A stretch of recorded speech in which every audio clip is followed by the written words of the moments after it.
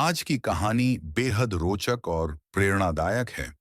ये सिर्फ पुराने समय की नहीं, बल्कि आज के समाज की भी सच्चाई को दर्शाती है। आजकल के माता-पिता अपने कामकाज में इतने व्यस्त हो गए हैं कि चाहकर भी बच्चों पर पूरा ध्यान नहीं दे पाते। वहीं बच्चे उचित मार्गदर्शन के अभाव में मोबाइल फोन और डिजिटल दुनिया के जाल में उलझते चले जा रहे हैं। कहानी कुछ इस तरह है। एक बार एक छोटे से गांव में चार अच्छे मित्र रहते थे। इन मित्रों का नाम था अर्जुन, दीपक, मोहन और सूरज। इनकी मित्रता बहुत गहरी थी और सभी लोग इनकी मित्रता की मिसाल दिया करते थे। वे हर पल एक दूसरे के साथ रहते, एक ही गुरुकुल में पढ़ाई करते, साथ मिलकर खेलते और सारे काम एक साथ करते थे। उनका जीवन बहुत सादा और खुशहाल था। उनके माता पिता भी एक दूसरे से अच्छे रिश्ते रखते थे और एक दूसरे की मदद करते थे। पूरे गांव में इनकी दोस्ती की चर्चा होती थी। सबको यही लगता था कि ये चारों लड़के बहुत बड़े आदमी बनेंगे और उनके माता पिता का नाम रोशन करेंगे। लेकिन कहते हैं ना, जो चीज सबसे प्यारी होती है वही हमें सबसे ज्यादा नुकसान भी पहुंचाती है। और कुछ ऐसा ही हुआ। उनमें से एक मित्र मोहन को धीरे धीरे बुरी आदतें लगने लगीं। वह दिन प्रतिदिन अपना समय गलत चीजों में बर्बाद करने लगा। पहले वह पढ़ाई में ध्यान नहीं देता था, फिर उसने गलत संगत में समय बिताना शुरू कर दिया। अर्जुन, दीपक और सूरज ने बहुत बार उसे समझाया, लेकिन मोहन पर इसका कोई असर नहीं हुआ। धीरे धीरे मोहन की बुरी आदतें अब उसके बाकी दोस्तों को भी अपनी गिरफ्त में ले चुकी थीं। अर्जुन, दीपक और सूरज, जो पहले अपने जीवन में खुश और मेहनती थे, अब मोहन की तरह ही बुरी राह पर चलने लगे थे। वे अब न तो अपनी पढ़ाई में ध्यान देते थे, न ही घर के कामों में हाथ बटाते थे। हर दिन उनका समय नाकामयाबी में ही बर्बाद होता जा रहा था। उनके माता पिता ने जब यह देखा, तो वे बहुत चिंतित हो गए। उनके अच्छे और मेहनती बच्चे अब अपने रास्ते से भटक चुके थे। उन्होंने तुरंत फैसला किया कि अब उन्हें किसी भी हालत में इस स्थिति से बाहर निकालना होगा। उनके माता पिता ने उन्हें बहुत समझाया। वे उन्हें गुरुकुल से हटाकर घर पर रखने लगे। घर में बैठकर उन्हें पढ़ाई करने को कहा गया, लेकिन वे न तो पढ़ने की कोशिश करते और न ही घर के किसी काम में भाग लेते। पूरा दिन सोते रहते और जब किसी काम के लिए कहा जाता तो बहुत देर बाद उठते। उनकी आदतें और भी खराब होती जा रही थीं। एक दिन अर्जुन के पिता ने गुरुकुल के शिक्षक से मिलने का निर्णय लिया। उन्होंने सोचा कि शायद शिक्षक के पास कोई ऐसा समाधान हो जो उनके बच्चों की स्थिति को सुधार सके। जब वह शिक्षक से मिले, तो शिक्षक ने उन्हें एक नई योजना के बारे में बताया। शिक्षक ने कहा, ये चारों बच्चे अब हमारी बात नहीं सुनेंगे, लेकिन अगर आप किसी एक को सही रास्ते पर ला सकते हैं, तो बाकी तीन भी उसे मानेंगे। एक दूसरे का प्रभाव बहुत गहरा होता है। अब जब अर्जुन के पिता और शिक्षक ने मिलकर एक नई योजना बनाई, उन्होंने सोचा कि अगर बच्चों को सीधा समझाना मुश्किल है, तो क्यों ना उन्हें एक ऐसी चुनौती दी जाए जो उन्हें सोचने और खुद को बदलने पर मजबूर कर दे। शिक्षक ने मुस्कुराते हुए कहा, हम इन्हें सीधे सुधार नहीं सकते, लेकिन अगर हम इन्हें ऐसा अनुभव दें जहां ये खुद अपने भीतर झांकें, तो शायद ये बदल सकते हैं। अर्जुन के पिता ने पूछा, क्या सोच रहे हैं आप? शिक्षक ने उत्तर दिया, हम उन्हें बताएंगे कि गुरुकुल की तरफ से एक विशेष यात्रा आयोजित की गई है। इसमें स्कूल के सबसे योग्य, सबसे साहसी और ताकतवर छात्रों को चुना गया है और वो चारों ही चुने गए हैं। अर्जुन के पिता ने हैरानी से पूछा, पर उन्हें क्या करना होगा? शिक्षक मुस्कुराए और बोले, हम कहेंगे कि उन्हें अपने आचार्य के साथ एक गुप्त खजाने की खोज के लिए जंगल में जाना है। यह खजाना न सिर्फ धन का प्रतीक होगा, बल्कि आत्मबोध, परिश्रम और दोस्ती का असली मूल्य भी बताएगा। अगले दिन चारों मित्रों को गुरुकुल बुलाया गया।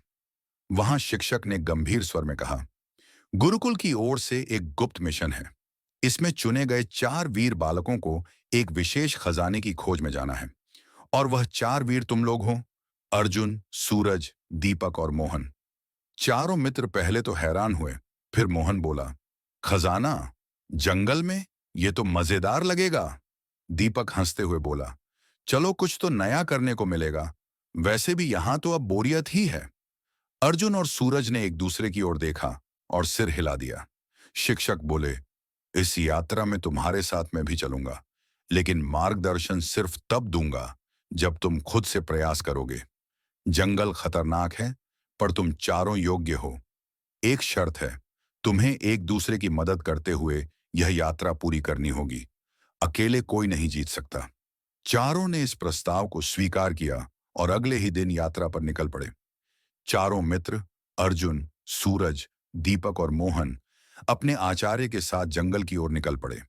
पहली बार ये चारों अपने गांव और आरामदायक जीवन से दूर एक कठिन और अनजान रास्ते पर थे। पहले दिन सब कुछ सहज था। पक्षियों की चहचहाहट, ठंडी हवा और हरे भरे पेड़ों के बीच वे आगे बढ़ते गए। लेकिन जैसे जैसे सूरज ढलने लगा, जंगल का रंग भी बदलने लगा। अंधेरा गहराने लगा और जानवरों की आवाजें डर पैदा करने लगीं। दीपक ने कांपती आवाज में कहा, मुझे डर लग रहा है। हमें कहाँ ठहरना है आज रात?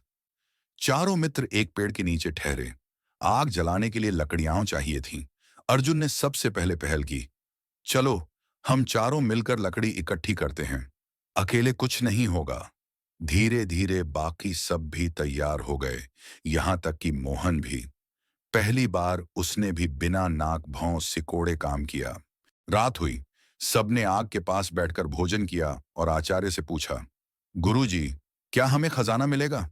आचार्य ने मुस्कुराकर कहा, मिलेगा जरूर, पर खजाना सिर्फ सोना और चांदी नहीं होता। असली खजाना वो है जो जीवन बदल दे। अगली दोपहर जब सूरज बहुत तेज था, दीपक का पैर फिसल गया और वह एक गड्ढे में गिर गया। मोहन ने मजाक उड़ाया, अरे गिर गया महाराज, अब खुद ही निकलो, हम तो खजाना ढूंढने आए हैं। पर अर्जुन तुरंत गंभीर हो गया और सूरज के साथ मिलकर दीपक को बाहर निकाला। शिक्षक दूर से यह सब देख रहे थे। उन्होंने कुछ नहीं कहा, बस मुस्कुरा दिए। रात को जब सब थक कर बैठे थे, अर्जुन बोला, अगर हम एक दूसरे की मदद नहीं करेंगे तो ये यात्रा पूरी नहीं हो पाएगी। हमें टीम बनकर चलना होगा। धीरे धीरे बाकी मित्रों को भी ये बात समझ आने लगी। अगली सुबह जब वे उठे तो मोहन की जिद पर उन्होंने नाश्ते के लिए सब फल इकट्ठा किए, लेकिन मोहन ने छिपकर सारे मीठे फल अकेले खा लिए। दोपहर तक सबको भूख लगी और कुछ भी नहीं बचा। इस बार शिक्षक ने मोहन से कुछ नहीं कहा। अर्जुन, दीपक और सूरज चुपचाप भूखे रहे। लेकिन मोहन को जब भूख लगी तो कोई उसे देने को तैयार नहीं हुआ। तब जाकर मोहन को अपनी गलती का एहसास हुआ। माफ कर दो यारों, मोहन बोला, मैंने सोचा ही नहीं कि मेरी हरकत सबको प्रभावित कर सकती है। अर्जुन मुस्कुराया, अब समझ आया, यही तो जीवन का असली पाठ है, जिम्मेदारी और दूसरों की चिंता। रास्ते में उन्हें एक गुफा मिली, जिसके बाहर एक शिला पर लिखा था, जिसे तुम खजाना समझते हो वह भीतर है। साहस है तो अंदर आओ, पर उत्तर केवल सत्य से मिलेगा। चारों मित्र अंदर गए। वहां अंधेरा था और हर एक के सामने एक दर्पण रखा था। लेकिन उस दर्पण में उनका चेहरा नहीं, बल्कि उनके कर्मों की छवि दिखाई दे रही थी। मोहन ने अपने दर्पण में खुद को झूठ बोलते, माँ बाप की बातों को अनसुना करते देखा। सूरज ने खुद को आलस में डूबा पाया। दीपक ने देखा कि वह सिर्फ दूसरों की नकल करता रहा है। और अर्जुन ने देखा कि वह दूसरों को सुधारने की कोशिश में खुद से भी कभी कभी कठोर हो जाता है। चारों चुप थे। तभी शिक्षक की आवाज आई, यही है असली खजाना, खुद को पहचानना।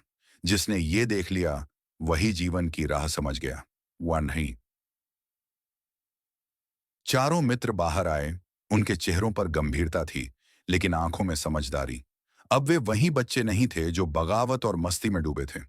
ये वो बच्चे थे जो जीवन के असली पाठ पढ़ चुके थे, दोस्ती, जिम्मेदारी, आत्मबोध और बदलाव। जब वे घर लौटे, उनके माता पिता की आंखों में आंसू थे, खुशी के। इस कहानी से हम सभी को यह सीख लेनी चाहिए कि बच्चों को समय देना, उनके अच्छे संस्कारों और आदतों पर ध्यान देना कितना जरूरी है। और बच्चों को भी समझना चाहिए कि असली खजाना स्क्रीन के भीतर नहीं, बल्कि आत्म विकास, रिश्तों और वास्तविक दुनिया में है। जैसे चार मित्रों ने अपनी गलतियां पहचान कर खुद को बदला, वैसे ही आज के बच्चों को भी समय रहते अपनी राह सुधारनी चाहिए, क्योंकि वही बच्चे आगे चलकर समाज और देश का भविष्य बनते हैं। आपको यह कहानी कैसी लगी? कृपया हमारे चैनल को सब्सक्राइब करें